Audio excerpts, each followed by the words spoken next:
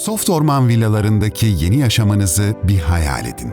Terasta yanan bir şöminenin çıtırtısı, şelalenin huzur veren melodisi, yıldızların altında parlayan bir havuzun dinginliği, kuşların sesi ve yeşilin kokusu.